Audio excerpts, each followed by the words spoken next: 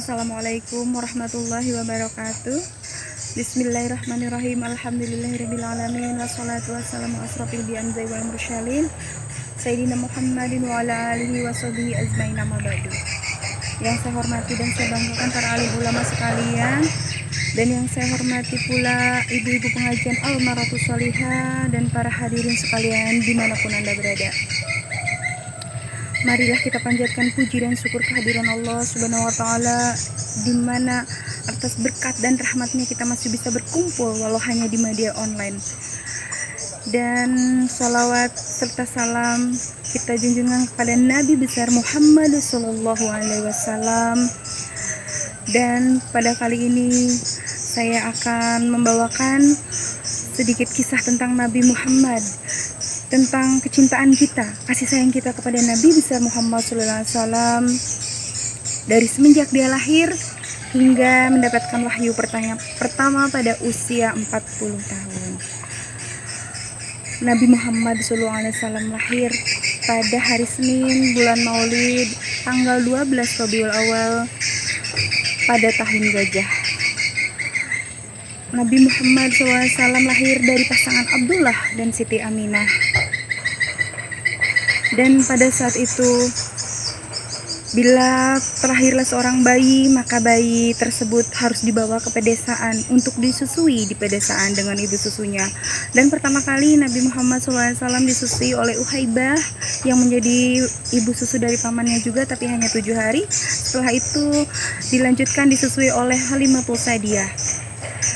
Dan di pedesaan itu apa yang terjadi setelah disusui oleh Halimatus Sa'diyah? Pedesaan itu menjadi subur, menjadi makmur, tanah-tanah menjadi subur, tanaman-tanaman menjadi subur, ternak-ternak semua berkembang biak dengan pesat. Dan pada saat itu pula Halimatus Sa'diyah sangat menyayangi Rasulullah, sangat mencintai Rasulullah. Dan karena saking sayangnya kepada Rasulullah SAW, maka dianggapnya sebagai anaknya sendiri. Pada usia 6 tahun, Rasulullah SAW ditinggal oleh ibunya dan diserahkan kepada kakeknya, yaitu Abdul Muthalib.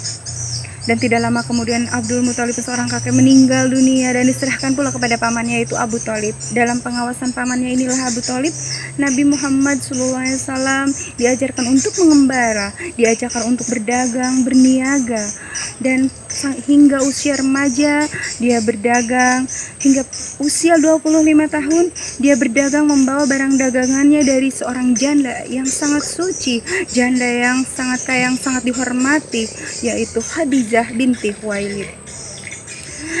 Nabi Muhammad SAW membawa barang dagangannya ke negeri Sam, dan disitulah barang dagangannya pun menjadi membawa keuntungan, keberuntungan yang berlipat-lipat ganda, hingga temannya yang seperjalanannya yang bernama Maisyarah menceritakan Rasulullah kepada Khadijah binti Khuwailid. Dan disitu pula lah Rasulullah SAW diberi julukan sebagai Al-Amin karena kejujurannya yang penuh hikmah. Dari situlah Khadijah binti Khuwailid terpesona oleh Nabi Muhammad SAW dan kemudian melamarnya, dan mereka pun menikah dan memiliki 6 orang anak. Yang pertama Abdullah, yang kedua Qasim yang meninggal saat kecil,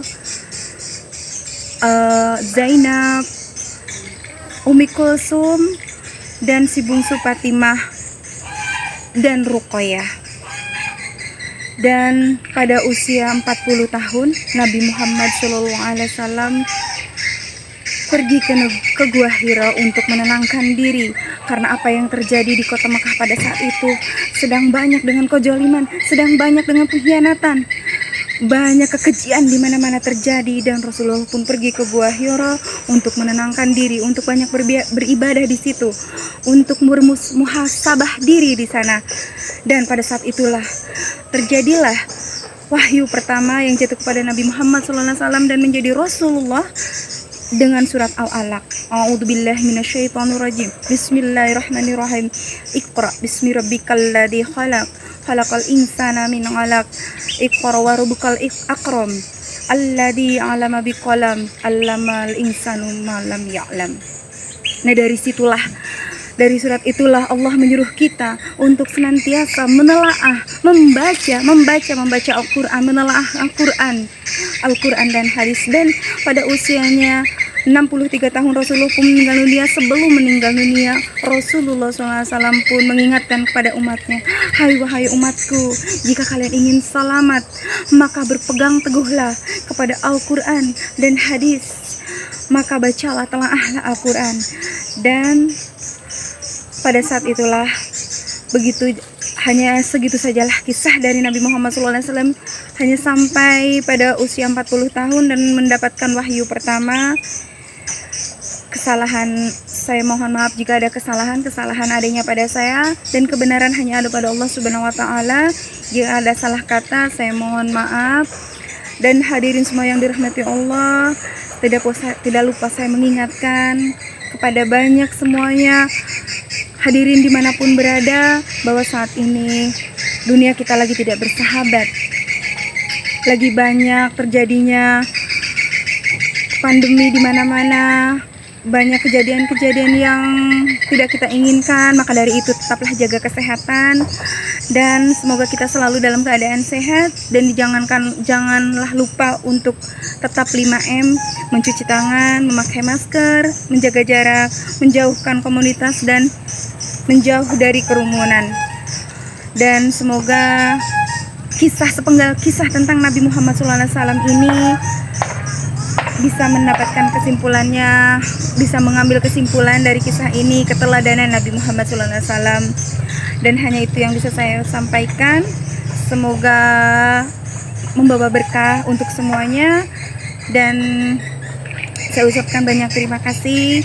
Wassalamualaikum warahmatullahi wabarakatuh.